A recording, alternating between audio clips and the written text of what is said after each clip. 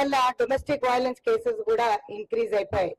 పిల్లలను చదివించుకోవాలా ఆడవాళ్ళు, ఈ రోజు ఉద్యోగాలు చేయాలా అంటే ఉద్యోగాలు లేవు. ఈ రోజు ఇవన్నీ కూడా మేమొస్తే ఖచ్చితంగా జాబ్స్ ఇస్తామని ప్రామిస్ చేశాం. రాహుల్ గాంధీ గారు మహాలక్ష్మి యోజన అనేది తేవడం జరిగింది. ఖచ్చితంగా ఇండియా అలయన్స్ గెలిచినట్టయితే 8,500 ప్రతి ఒక్క మహిళ అకౌంట్ లో వచ్చేది. ఫైనాన్షియల్ అసిస్టెన్స్ లేకుండా అయిపోయినది. ఈ రోజు 2,500 తెలంగాణ ప్రభుత్వం ఇస్తుంది, మహిళలను ఆదుకుంటుంది. అదే మోదీ గవర్నమెంట్ ఈరోజు 450కి సిలిండర్ కూడా ఇస్తానని చెప్పి ప్రామిస్ చేశారు. అవి కూడా ఎక్కడా కనపడట్లేదు. మూడో పాయింట్ వచ్చేసి ఎక్కడ కూడా మా సురక్షకు సంబంధించి మీరు చూసినట్టయితే సేఫ్టీ అనేది కరువు అయిపోయింది. ఈరోజు మధ్యప్రదేశ్ లో జరిగిన సంఘటననే కానీ ఈరోజు అమ్మాయిలను పూడి చేస్తున్నారు. బీభత్సంగా రేవాల సంఘటన జరిగింది. ముంబైలో జరిగింది. 30 ఏళ్ల ఆడదాన్ని రేప్ చేసి మర్డర్ చేశారు. 9 ఏళ్ల చిన్నారిని కూడా వదులుతలేరు. 8 నెలల పసికందు నుంచి 60 ఏళ్ల వరకు కూడా ఈ రోజు అరాచకాలు ఎక్కువైపోయినాయి బీజేపీ ప్రభుత్వంలో. గతంలో చెప్పడం జరిగింది, చెప్తూనే వస్తున్నాం. క్రైమ్ రేట్ ఇంక్రీజ్ అవుతున్నాయి కానీ ఎక్కడ కూడా డిక్రీజ్ అవ్వట్లేదు. రాజస్థాన్ లో 20,000 కేసులు రిజిస్టర్ అయినాయి అంటే బీజేపీ ప్రభుత్వం ఏ విధంగా రాణిస్తుందో మీరు చూడండి. ఈ రోజు నిజంగా సిగ్గుచేటు. ఉమెన్ రిజర్వేషన్ బిల్ కోసం అని చెప్పి మేము ఈరోజు కొట్లాడుతున్నాం అంటే పెట్టాము బిల్లు కానీ ఆమోదించట్లేదు. అంటే ప్లేట్ లో అన్నం పెట్టారు కానీ తినలేని పరిస్థితి. ఈ రోజు ఫుల్ మెజారిటీ ఉన్న వాళ్ళని అంటున్నారు.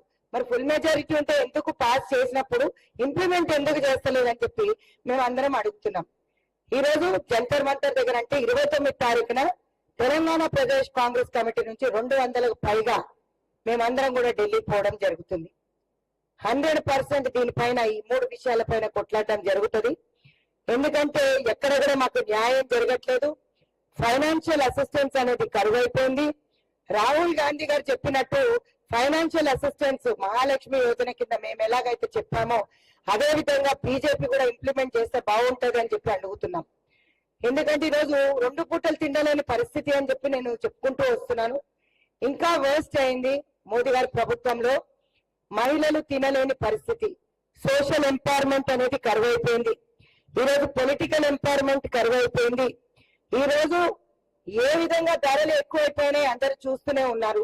సో మీ అందరికీ కూడా ఇవన్నిటిపైన మేము కొట్లాడటానికి 29కి జంతర్ మంతర్ కి భారీ ఎత్తున రాష్ట్ర ప్రెసిడెంట్స్ అందరూ, స్టేట్ ప్రెసిడెంట్స్ అందరూ కూడా రావడం జరుగుతుంది.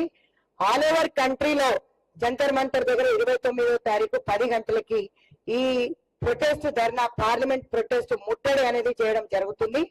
భారీ ఎత్తున తెలంగాణ నుంచి కూడా మేము వెళ్తున్నాం. మా హక్కు కోసం మేము కొట్లాడుతున్నాం.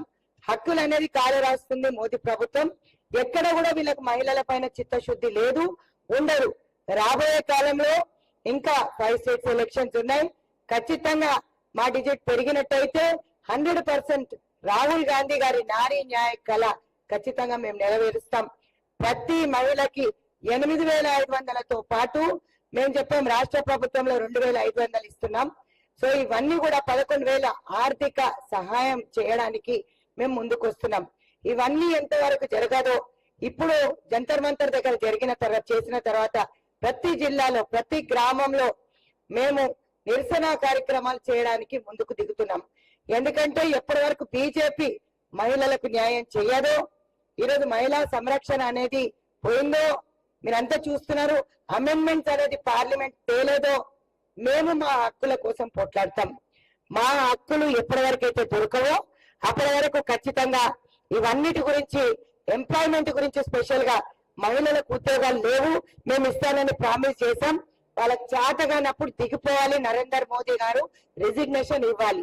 కానీ మహిళలకు సంబంధించి మమ్మల్ని ఈ రోజు ఆర్థికంగా కానీ మీరు చూసినట్టయితే చదువుకున్నామన్నా కూడా ముందు చూపు చూడనటువంటి ఇట్లాంటి ప్రభుత్వాలని బొందబెట్టాలని చెప్పి పిలిపిస్తుంది రాష్ట్ర మహిళా కాంగ్రెస్ అధ్యక్షురాలుగా రాష్ట్ర మహిళా కాంగ్రెస్. ఈరోజు మేము ముందుకు వెళ్తున్నాం. జంతర్ మంతర్ ధర్నా ఖచ్చితంగా చెల్లెలందరూ కూడా సక్సెస్ఫుల్ గా చేస్తారు. ఆల్ ఓవర్ ఇండియా నుంచి వస్తున్నారు కాబట్టి భారీ ఎత్తున 5,000 నుంచి 10,000 మంది హాజరవుతున్నారు. ఇదంతా కూడా చాలా మంది మహిళలు రావాలని కోరుకుంటున్నారు కాబట్టి అందరూ వచ్చి ఈ ప్రొటెస్ట్ పార్లమెంట్ ప్రొటెస్ట్ ధర్నాలో ఉండి పార్లమెంట్ ముట్టడికి బయలుదేరాలని చెప్పి మహిళా కాంగ్రెస్ పిలుపునిస్తుంది. Thank you very much. నమస్తే. ఈ మధ్యన మేము వెళ్ళడం జరిగింది. 22nd ఉన్న ప్రొటెస్ట్ వాయిదా పడి 29th అయింది. అదే కాకుండా మేము మా నామినేటెడ్ పోస్టుల గురించి కూడా మాట్లాడడం జరిగింది. అంటే చాలా తక్కువ సంఖ్యలో పదవులు వచ్చాయి. ముఖ్యమంత్రి గారు కూడా అప్పీల్ చేసుకున్నాం. ఆర్గనైజేషన్ ఇన్ఛార్జ్ కేసీ వేణుగోపాల్ గారికి కూడా చెప్పాం. దీపాదాస్ మున్షి గారికి కూడా చెప్పాం. అదే విధంగా మా నేషనల్ ప్రెసిడెంట్ 33% కోసం రాహుల్ గాంధీ గారి అపాయింట్మెంట్ కూడా తీసుకుంది. 28th ఈ protest complete, 29th protest complete అయినాక 28th 30th మా అందరినీ రాహుల్ గాంధీ గారితో కల్పించి ఇది ఒకసారి ముందుకు పెడతానన్నారు. So maximum the number of women list అనేది తొందరలోనే వస్తుందని రేవంత్ రెడ్డి గారు చెప్పడం జరిగింది. చాలా సంతోషమైన పరిణామం. 33% మా సోనియా గాంధీ గారు ఏదైతే ఇస్తానన్నారో ఖచ్చితంగా అది నెరవేరుస్తామని చెప్పి కేసీ వేణుగోపాల్ గారు చెప్పడం జరిగింది. చాలా సంతోషం. ఆల్రెడీ స్టార్ట్ అయింది తమ్ముడు. మొన్ననే ఖైరతాబాద్ లో స్టార్ట్ అయింది. ఇంకా ఖైరతాబాద్ ఎంఆర్ఓ ఆఫీస్ లో స్టార్ట్ అయింది. మీరు 9.5 సంవత్సరాలు అడగని క్వశ్చన్స్ మమ్మల్ని అడుగుతారు. కేసీఆర్ దగ్గర కూడా రాని వాళ్ళకి ప్రెస్ మీడియా మిత్రులని అది గమనించాలి. మీరు 9 ఏళ్ళు కాలేదు మా ప్రభుత్వం వచ్చి, కాబట్టి కొంచెం ఓపిక పట్టాలి. మీరు చూస్తున్నారు బడ్జెట్ ప్రవేశపెట్టిన తర్వాత ముఖ్యమంత్రి 8,000 కోట్లు బయట నుంచి తీసుకొస్తానన్నారు 6 గ్యారంటీలు కంప్లీట్ చేయడానికి.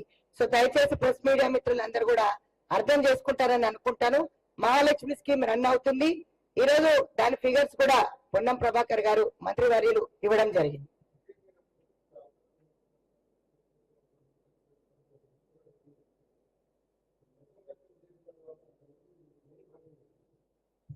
మా హామీ ఒక్కటే ముఖ్యమంత్రి గారికి చెప్పడం జరిగింది. అంటే ఇచ్చిన దాంట్లో ఇంకా చాలా పదవులు ఉన్నాయి. రాబోయే కాలంలో ముఖ్యమంత్రి గారు మాకు అందరికీ కూడా పెద్దపీట వేస్తానని మాట ఇవ్వడం జరిగింది. ముఖ్యమంత్రి గారితో కూడా కలిసాం, దీపాదాస్ మున్షి గారితో కూడా కలిసాం. అదే విధంగా కేసీ వేణుగోపాల్ గారు మా ఆర్గనైజేషన్ ఇన్ఛార్జ్ తో పాటు రాహుల్ గాంధీ గారికి, ఖర్గే గారికి, ప్రియాంక గాంధీ గారికి కూడా మెయిల్స్ పెట్టడం జరిగింది. సోనియా గాంధీ గారు ఇంతమందిని కలవలేరు కాబట్టి ఈసారి రాహుల్ గాంధీ గారు, సోనియా గాంధీ గారి అపాయింట్మెంట్ మాకు ఫైనల్ అయింది. ఖచ్చితంగా కలిసి 33% కాకుండా 50% రావాలని చెప్పి కోరుకుంటున్నాం మా చెల్లెళ్ళందరికీ. 50%, 51% ఉన్న మాకు తప్పేముంది 50% అడగడంలో.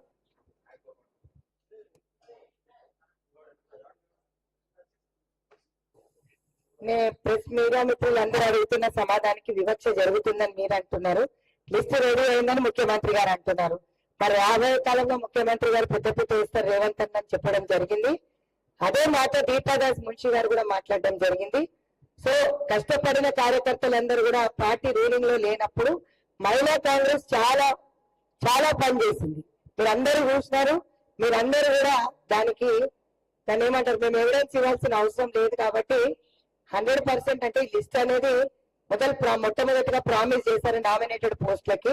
ఎవరికైతే టికెట్లు ఇవ్వలేదో వాళ్ళకి ఇచ్చామని చెప్పింది ముఖ్యమంత్రి గారు. సో రాబోయే కాలంలో పెద్ద లిస్ట్ స్పెషల్ గా లేడీస్ ని వేస్తానని చెప్పి ముఖ్యమంత్రి గారు హామీ ఇవ్వడం జరిగింది. కాబట్టి ఆ లిస్టు కోసం మేము వేచి చూస్తున్నాం. చెల్లెళ్ళందరూ కూడా పనిచేసిన వాళ్ళకి కూడా పెద్దపీట వేస్తానని చెప్పి రేవంత్ అన్న చెప్తున్నాడు. సో లెట్స్ సీ, తొందరలోనే లిస్ట్ వస్తాడంటున్నారు.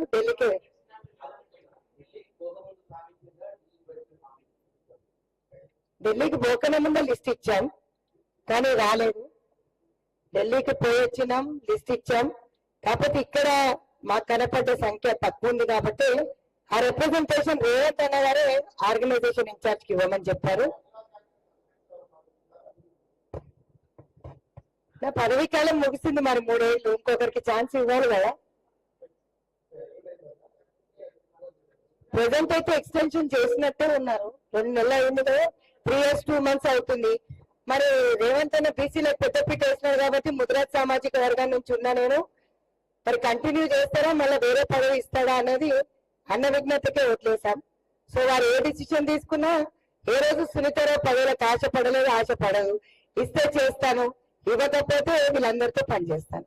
కాంగ్రెస్ కార్యకర్తను, కరుడుగట్టిన కార్యకర్తను కాబట్టి, కాంగ్రెస్ జీన్స్ కాబట్టి పదవులను అడగకుండానే ఇచ్చారు ఇప్పటి వరకు. అదే విధంగా రేవంత్ అన్న కూడా పెద్దపీట వేస్తాడని ఆశపడుతున్నాం. నిరసన ఎందుకు అనుకుంటారు రెడ్డి గారు? పెద్దలందరినీ కలుస్తాము అనడానికి రీజన్ ఉంది కదా. యాక్చువల్ గా మేము వెళ్ళింది